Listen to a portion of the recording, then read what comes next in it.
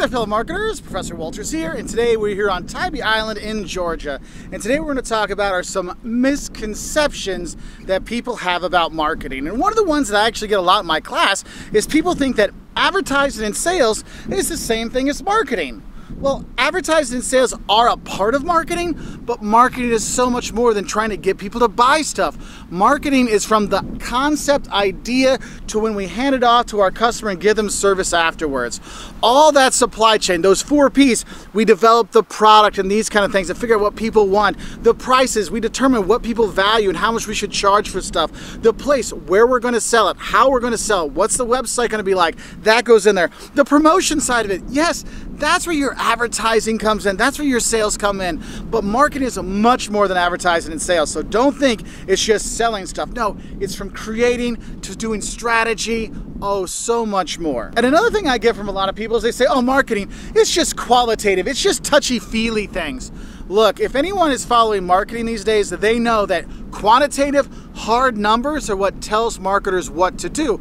If you want to know what videos to post on YouTube, if you want to know what products to sell in your store, you better believe that everyone is looking at the numbers. Hey, what is being sold what day? When are things getting watched? We look at the numbers and the quantitative side of it. The data analysis side of marketing is the true heart of marketing now to figure out what really does work. Because you can say, oh, I feel people would go to the beach in the morning because that's when it's not busy, so it should be busy.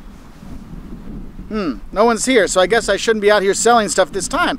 I would look at the numbers to show that, look, nobody's at the beach in the morning, so there's no point to take my beach vendor thing out there to try to sell ice cream or drinks or anything like that. Now, the next misconception I hear people talk about with marketing, especially from some of my students, they like to cross their arms and say, marketing's just common sense. Nobody needs to study that. Obviously, people will buy what I think is best for them. No, people don't buy what you think is the best for them. I mean, think about it. How many of you buy the cheapest phone, or buy the cheapest clothes, or buy the cheapest vacation? You don't, because you didn't have to study it. Oh, the lowest price always wins. But the lowest price doesn't always win. Do you want to take the lowest price flight all the time? Do you want to be on the lowest cost safety car out there? No, there's value out there. And that's what marketing does. It helps us communicate that value, helps us learn what people do value that they're willing to pay more money for. Because think about it, without marketing, I mean, marketing for the big accounting firms, that's how they get people to spend thousands of dollars on their tax returns versus, $50 at Walmart, during tax season. There's a lot that goes into it. And so we have to think about that. And another misconception I see people have is they think, oh, if I give people stellar service, it will always help us do better. Well, you see restaurants and you see stores that have given really great customer service, and even they've gone out of business. Why? Well, what you have to realize is stellar customer service is worth it if people are willing to pay for it. If people aren't willing to pay for that excellent service, then maybe you don't need to give it to them. Yeah, you can feel good about doing it, but people might not value it. Because as much as I love my Delta people when I fly, they're so friendly, they're so kind, they're so nice.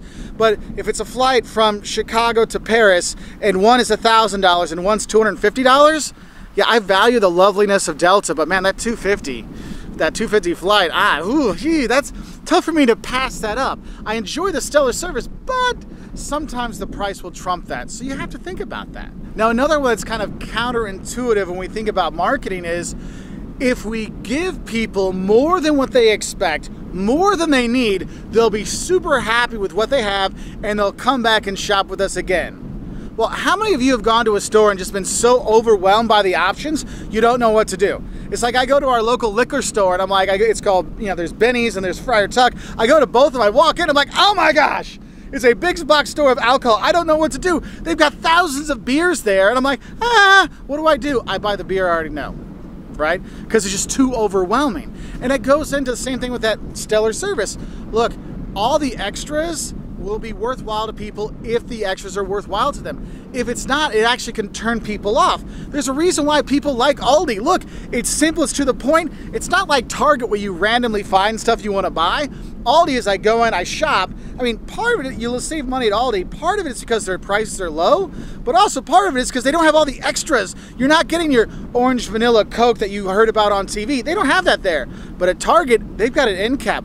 why don't you grab one on your way out? And the last thing I want to say, last misconception I want to bring up, and this is one I've actually had students come to my office about, and that is marketing is the devil. It makes people buy stuff they don't need. Look, I have a little thing about that. Nobody forces anybody to buy anything. It's not like Ronald is there with a gun saying you will buy McDonald's for your kid. No, people make their own choices. Marketers can only get people to do so much. We can only influence them so much. Because what it really comes down to are the needs, the wants, and the desires of those customers. That's what's going to get them to do it. It's not Ronald saying buy our food. It's parents saying, look, I'm tired, I don't want to cook tonight. My kid actually eats the food. He gets a toy, she gets a toy. We're all happy, let's go home. I mean, think about it. There's a lot more to it than that, all right? The thing is, there's a lot more marketing misconceptions out there. Why don't you put some of your marketing misconceptions you've heard or you know about, or maybe you have, down in the comments section below so we can have a discussion about some of these marketing misconceptions that are out there, all right? So I wish you all the best. I apologize for the wind. It's really started to kick up this morning. So I will see you later, and I'll say bye from here on Tybee Island in Georgia. Bye.